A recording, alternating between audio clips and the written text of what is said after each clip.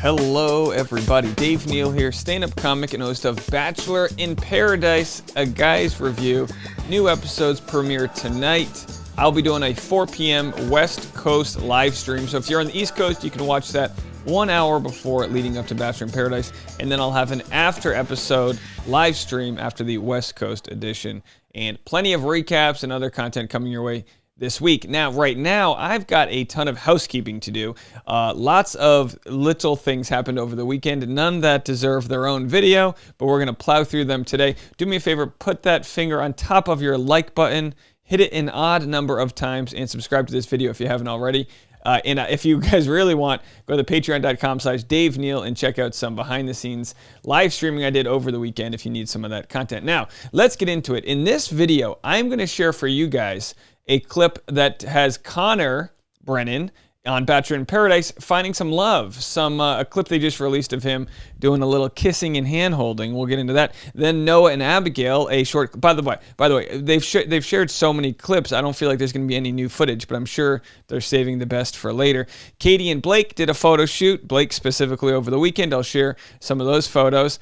And if you stick around to the end, I'm going to share with you guys my Bachelor in Paradise intro. You know, as a power recapper, I feel like it was important for me to have my own introduction to Bachelor in Paradise. So I will show that at the end of this video. Stick around for that. And first and foremost, I want to share with you guys the worst interview I've ever seen on Bachelor Nation. Now, this interview might be so bad I might not be able to share the whole thing, but I couldn't not share with you guys how poor this was. This is like if you go to your kid's school parent-teacher conference and try some of the cafeteria food, and you go, they're feeding you guys this pink slime? You guys are eating this? And then you never let your kid eat the food again. That's how bad this interview is. This is the pink slime of Bachelor Nation. Now, as we know, are these contestants being held hostage? I don't know. Like, are they being forced to podcast? Do they enjoy doing this? Or, you know, my hope is maybe it's a bad buffering thing, blame Zoom. But man, this was horrible. Again, I'm not pointing fingers at anyone in particular here, but I think by the end of this clip, I'll be able to let you guys know who is the culprit. Let's have a watch, please. It's Monday morning. If you can't handle this trigger warning, this is a terrible, terrible interview. If you don't like cringeworthy things, please look away. All right, let's get into it. Oh, yeah. And you know, y'all, we know that Victoria's in Paradise. Yeah, I was real nervous. I told her herself. I told her to her face. I said, honey, I was nervous meeting you because that was a no for me. We had a whole talk about it. I said, Victoria, what the hell were you thinking? What can we expect from you in Paradise? I think Paradise will be great because you get to see a different side of me. Yeah, I don't know. Wow. I hope the different side we get to see at her has better answers than that. Now, yikes. All right, let's just keep going. Okay. What? I can't. 37 seconds in. I can't watch anymore. I don't know if I can watch any more of this. All right. Do you guys not see? I mean, you have to have a rapport. You need to be, bouncing things off. You're going to see a different side of me. Blink twice if you're, being held against your will by the Bachelor producers here. What the heck is this? Did you like your Paradise? Did you like your Paradise experience? I feel like Paradise for me this time was more about redemption and like getting to see everyone and get more involved with people. We're warming up. So I liked it, and meeting you guys was of course a pleasure. Yeah, there were elements I liked. I liked it. Do you like it? Go ahead. Was there anyone when you walked in where you're like, yes, I'm into this guy? I feel like, when I first walked in, it was like Brendan and the boys, and I was just honestly so nervous because I'm like, oh my God, these people think I'm like this horrible villain. So I had a lot of nerves. You said horrible things. Okay. And I couldn't really get to the point of like, oh my God, this is my person. Like, it was just so fast. Yeah. Mm-hmm. Okay.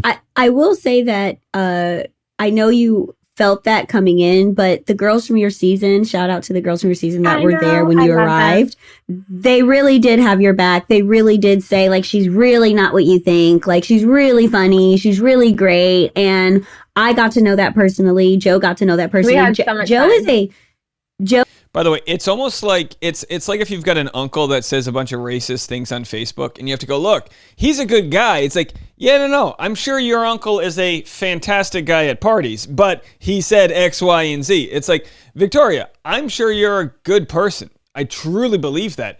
But you said reprehensible things about other women, slut-shaming them, calling them names, making fun of their bodies, their intellect, walking away from conversations after just like, she essentially is a person who farts in the elevator, then goes, oh, my floor, and just walks out and like seals the elevator off. That's kind of what her personality was like. We're happy to see her redemption story. It'll start tonight at 8 p.m. Eastern time. We're happy to see it. Our eyes are just watching like will she be any different, or will the cameras get the best of her? And sometimes people, they want to be funny and they'll just kind of say things for shock value, and then you have to realize, like, hey, that's not funny. You're just saying shocking things. Like, some people are just very dirty or blue. They call it blue, right? But it's like whatever the case may be. Let's just keep. Joe is a super stan, and he does not fuck with anybody in Bachelor Nation for real. Okay, he is a super stan of Queen Victoria. He has been asking for you to come on this podcast since you first stepped. Since you stepped out of the limo. Well, you guys on Matt season. You guys will definitely. First of all, it was a throne, Natasha. It wasn't a limo. Oh, okay, yeah. Come on, Natasha. The limo. Jesus. Sorry, the limo. Jesus. Duh. Definitely. Shame on me. You guys will be invited to the royal wedding one day. Natasha carrying this so podcast. Are you teasing anything? Ooh. You'll have to watch and find out. Okay.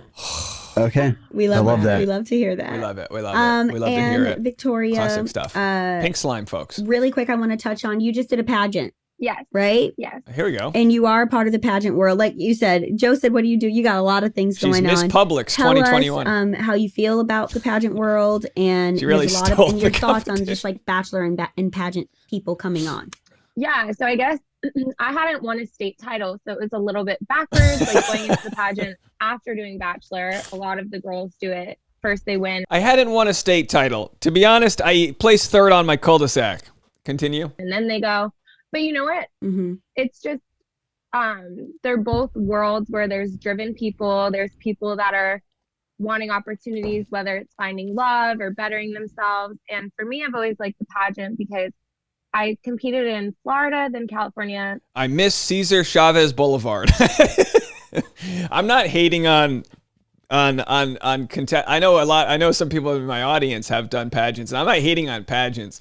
I'm just making fun of the fact that you have to compete as like a territory within a bigger territory. Like, she competed as like Miss Studio City when she was competing for Miss California. Like, you compete on the, like, for me, if I wanted to compete in a pageant for, Bachelor recappers, I would be like Mr. Downtown LA competing again. You know what I mean?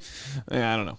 In Florida, I aged out, but aged out. I love the girls I meet there. Are some of my best friends, and like it was interesting going back. The pageants are like draining. You have long days, but after doing Bachelor, I'm like, this is so easy. This isn't not emotionally exhausting at all. So that long days. Yeah, that was cool to see, like, how much the Bachelor franchise and experiences have like strengthened me to take on other things. Here's what I think, folks. And by the way, some people go, Dave, you pause and you add your commentary. It's a commentary channel, okay? So if you don't, go watch the thing, clickbait on Instagram. But like, I feel like every Bachelor contestant, there should be a show after you go on Bachelor where it's called like, Welcome Back to the Real World. And then each contestant has to do a blue collar job. Like the person who installs the insulation in the attic. You ever have that? Like, I used to do that. I used to work in heating and air conditioning. You have to be in a hot attic. It's usually like 130 degrees. You start sweating, and then the fiberglass hits you. The fiberglass will get on your sweat and get into your pores, and you'll itch for the rest of your life. And I just think that would be interesting coming from the pageant world to see what a hard day actually looks like. No, I'm just kidding. I'm sure it's hard. You got to burn scars from straightening your hair. Ladies, listen, ladies, you're not trying too hard. Let me tell you something. You're not trying too hard to be an American. To work in the pageant world, to be Miss Publix 2017, to age out of Miss Cul-de-sac wherever USA. You're not working hard enough if you're not straightening your hair and burning your neck with the hair straightener, leaving it on and your cat's getting tangled in the cords and you're wondering at work, did I leave the hair straightener on? You sure did, Pam.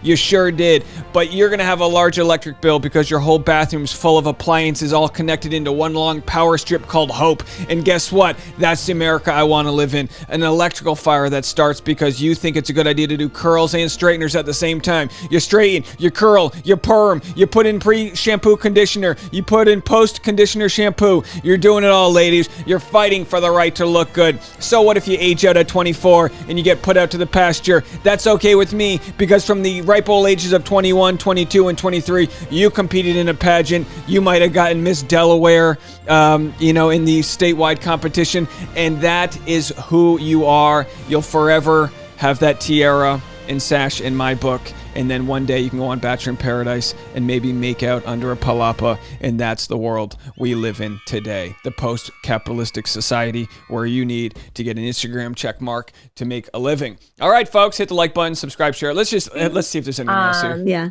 But also, you guys know Rough me, Monday. like I'm not a, pageant person, probably. No, you are. I would say you're just. I think you're just- you. Yeah, you're you, and you're somebody that likes to have a good time, and you're willing to always try new experiences. Yeah, And- exactly. And I think that it's hard when you put yourself in positions where there is a conformed look or there's a conformed way to be, Right. but you are such an individual, and I think you should champion that and hone in on that and not try to fit in anyone's box, right? So I've done so much work on accepting like all the nuances of myself and the different elements. So like The nuances. also too though, like I'm glad I did the pageant and I got to meet amazing friends again and I love them. And Can you imagine if I get in a fight with my fiance and she's like, Dave, what the hell's wrong with you? Well, I'm just getting to know the nuances of myself. I'm excited for the girl who won. Like it's a great experience overall. Before we play a game, we're going to play a game with you. What is the one thing you took away from reality TV throughout it all? Don't say what I you're don't know, thinking. right? Because it's such like a whirlwind and then I go back to my normal life. I don't often think about it, but what I took away from reality TV is that I love it. I love the production. I love the people that you get to meet. I love that it's like a whole new world. And overall, I am really grateful, even with all the hater messages. Like, I'm happy I did it. I mean, I sadly Good. feel like I say bring on the hate. Don't worry about the hate. Yeah. Fuel it into something else. I mean, in a lot of cases, people get hate and it's unjustified, but her hate was a response to the vitriol she spewed on the show. Like, I get it. It's like, come on, like like the wrecking ball, like I say, always goes too far, but that's exactly what the hate was. She was really toxic and really bad. And look, maybe they showed the 1% of her, but it came out of her mouth. This wasn't like spliced together. That's what she was on the show. That's a part of her. And hopefully she realizes that and maybe plays up to her best behavior moving forward. I don't really know. Who's calling me? My phone's ringing. Spam. Sorry about that, folks. All right, let's keep this going here. We need to get out of here. I tell you what. Let's play some actual promos from the show. This is not it. Sorry. So, do we want to get into this? I guess so. This is Blake reenacting Katie's infamous look. You probably saw this on Instagram. It took the world by storm. Blake came out and reenacted Katie's, I believe, a Cosmo shoot. He did it with, a very good color scheme here, if you ask me. Was able to roll up his suit jacket. Where the heck do you find these outfits? You know what I mean? And obviously, his ladder there was a little shorter than hers, so he had to really bend over. But real nice work in the calf muscles. You can see the lines happening there, the muscular tones there in the calf and hamstrings. This is a man that stretches before he plays hockey, and we just appreciate that he really went for the gold. There's a bunch of other photos. You can check them out online. All right, let's play a couple more clips here. Constellations? Yeah, the Big Dipper. This is Connor. There it is. Oh yeah. There's the Big Dipper. There's the Big Dipper. I feel crazy lucky that I get to be here in paradise, but I, on Bachelorette, made out in a cat suit on the first day. Connor's looking strong. Katie said that the cat kiss wasn't great, and so I freaked out and spent a bunch of time thinking I was a terrible kisser. But this time around, we're taking it one step at a time. Sum it up. How was the first day? It was actually a lot different than I expected. What'd you expect? I don't know. But how was your first day? I told myself I wasn't gonna kiss anybody first. Me too. What? No way, you didn't. I promise. That's cute. We both said that. Is it the lighting or is it just my computer crashing? Katie is wrong. Connor is a great kisser. Yeah, I like kissing you. All right, so we have that. Very tough to juggle this. I think Noah's cute. He's funny, so I think I would want to have some one-on-one time with him and not in a group. You gonna have a chat? Yes, let's go have a chat. I'm excited to talk to Abigail. I want to make sure that we're both here to find somebody. What are you expecting out of Paradise? If I'm with somebody and vibing with them and I can see Cute it couple. going further, I'm going to pursue it. If not, I'm not. And I'm going to explore other options. Yeah, I agree. Honestly, I was hoping you'd be here early so I could get to know you better. Whoa. Before the day. We're missing Abigail. She's talking with Noah. I love them together. They'd be so I like them cute. together too. They'd be really cute, yeah. Really cute. Look straight ahead. Okay. It's pretty. It is pretty. Okay. Now look to your right. Lower. I get it. They're in love, you guys. First bachelor couple. All right. Well, we've projected that we want Noah and Abigail to be a bachelor couple, and some of these other. Okay, we're really scraping at the barrel here. I'm going to show you guys my Bachelor in Paradise clip. We have Greg, Andrew, and Justin at Dingaling in Alphabet City. Justin was kissing a girl in the bar, and then he and Andrew left with that girl and her group of friends, and then Greg was talking to a different group of girls and left a few minutes after they did. Hey, they're single. Katie dumped them. Go meet some girls. And then, of course, Andrew Spencer says, hey, pulling an old Michael there is that on Bruce Springs? It sure is. So, Andrew, shoot your shot. You miss 100% of the shots you don't take.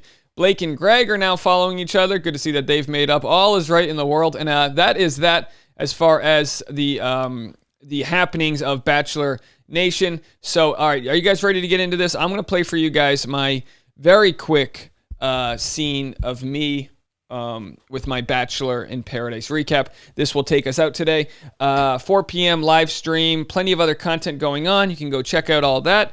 Yeah, we will see you then. All right, here we go. This is my new introduction for Bachelor in Paradise. Almost paradise. We're knocking on heaven's door. Almost paradise. How could we ask for more? I swear that I could see. All right, there it is, folks. Okay, we'll talk to you guys later. Bye now. Your eyes.